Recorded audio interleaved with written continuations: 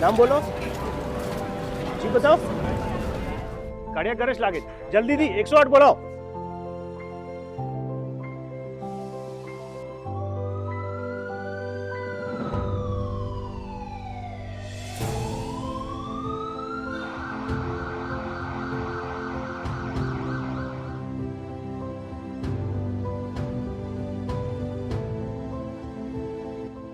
મિત્રો, cardiac arrest વખતે હૃદય ધબકતું બંધ પડી જાય છે અને બચવાના ચાન્સીસ દર મિનિટે 10% ઓછા થતા જાય છે.